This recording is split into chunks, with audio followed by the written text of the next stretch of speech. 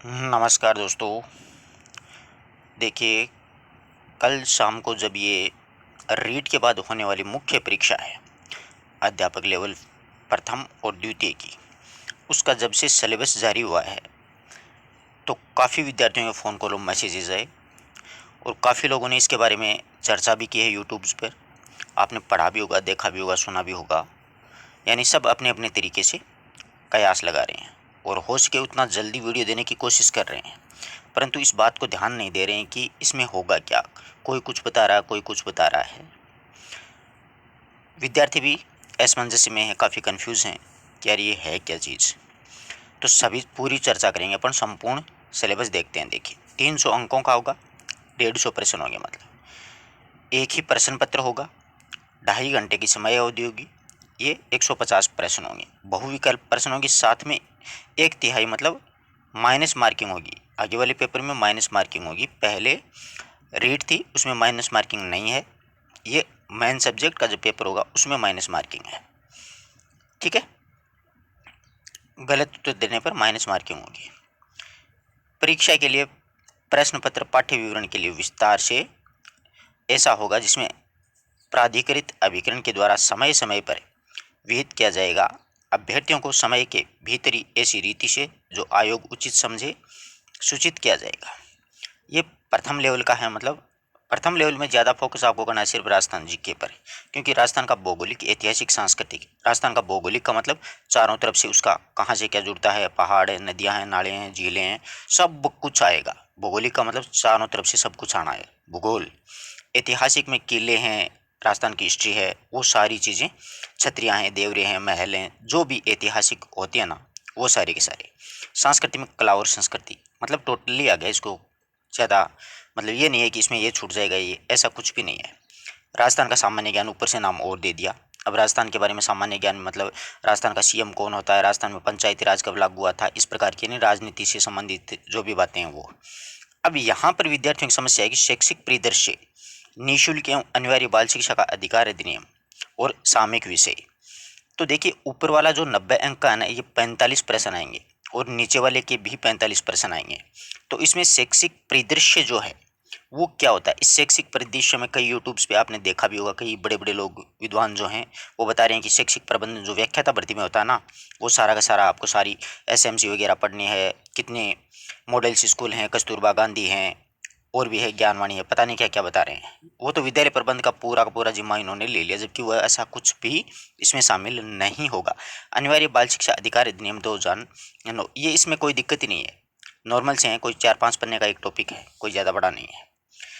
और current affair के, अब विद्यालय में हिंदी के विद्यालय विषय, क्योंकि प्रथम लेवल में सारे विषय आते हैं, हिंदी, अंग्रेजी, गणित, विज्ञान, सामाजिक अध्ययन, सभी के 5-5 प्रश्न आने हैं। अब रीति विज्ञान, इन्हीं के मतलब शिक्षण विधियों के प्रश्न आने हैं, वो क्यों। और शिक्षा मनोविज्ञान के मात्र 10 प्रश्न आएंगे, ठीक है। 20 अंक लिख रखे हैं ना, मतलब 10 प्रश्न आएंगे इसके। सूचना तकनीकी कंप्यूटर के भी 5 प्रश्न आएंगे, 10 अंक की आएगी, 20। अगर देखा जाए प्रथम लेवल के विद्यार्थी, ध्यान दीजिएगा, ये दो अगर ढंग से कर लोगे ना आप लोग, ये दो टॉपिक्स, ठीक है, तो 45-45 आने हैं। इनमें अगर आप इसमें 40 प्रश्न सही करते हो और इसमें 45 प्रश्न जो आएंगे, उनमें से अगर आप 35 सही करते हो, तो 45 और 35 कितने होते हैं, 40 और 35 75 प्रश्न होते हैं, ठीक है।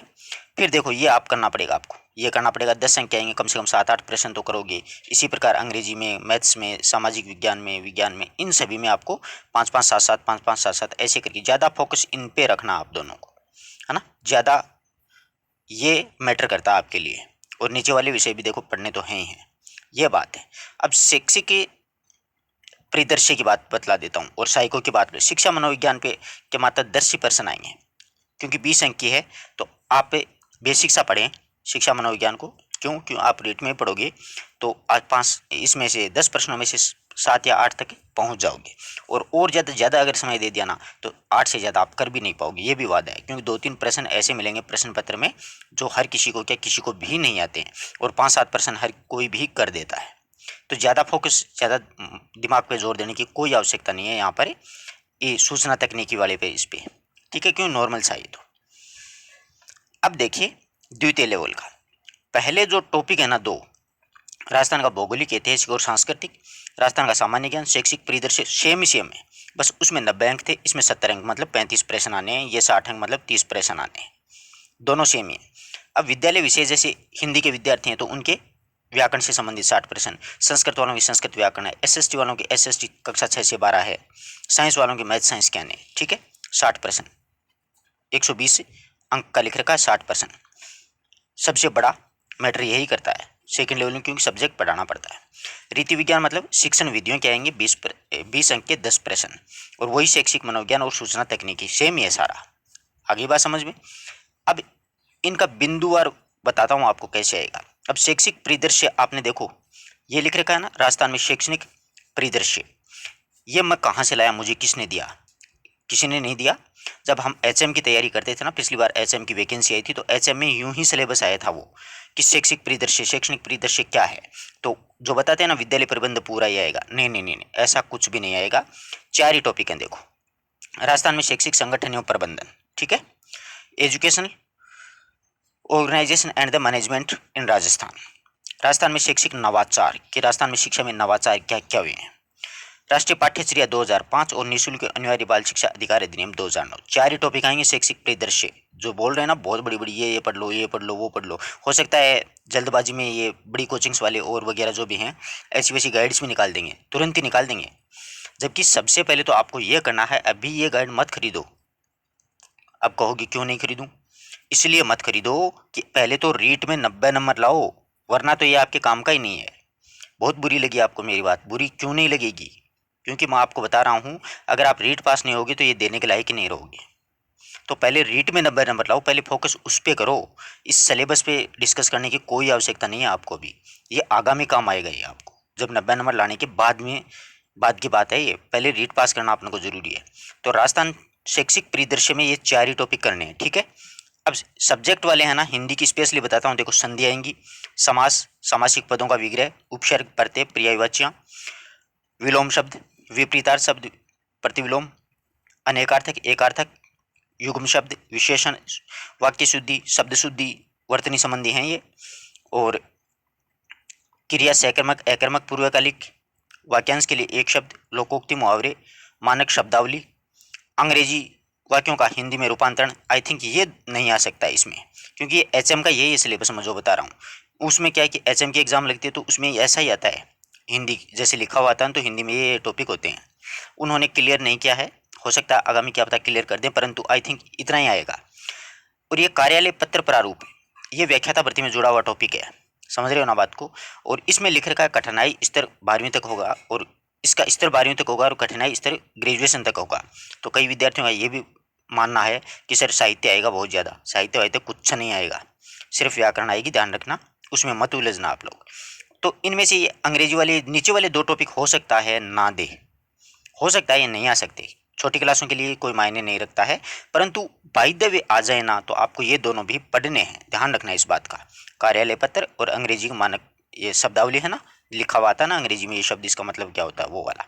तो ये हिंदी के शब्द हैं, संधि, समास, उपसर्ग, प्रत्यय वाला। तो करीब करीब व्याकरण आ गई, विशेषण आ गए, बस सर्वनाम संज्ञा ये छोड़ा है, और एक छोड़ा है वर्ण विचार वाला टॉपिक, वाच्य वाक्य ये वाले नहीं आएंगे, ठीक है। वाक्य शुद्धि आएगी बस, वाक्य शुद्ध, शब्द शुद्धि, और क्रियाओं में अकर्मक, सकर्मक, पूर्वकालिक, नॉर्मल वे का सिलेबस है। शिक्षा मनोविज्ञान की जो बात कर रहे हैं ना, उसमें बेसिक ही पढ़ना आपको, क्योंकि शिक्षा मनोविज्ञान में देखिए कितने टॉपिक हैं। शिक्षा मनोविज्ञान की आवश्यकता, क्षेत्र और महत्व है। अभिवृद्धि और विकास, बुद्धि एवं सृजनशीलता, अभिवृत्ति एवं अभियोग्यता, अभिप्रेरणा, समूह गतिक, व्यक्ति एवं समायोजन, मानसिक स्वास्थ्य, विशिष्ट बालक की पहचान और शिक्षा, इकाई पाठ योजना, उपचारात्मक शिक्षण, ये सारी चीज़ें हैं ना वो साइको से संबंधित हैं। ये इतना टॉपिक हैं साइको के, इसमें 10 प्रश्न आएंगे आपको।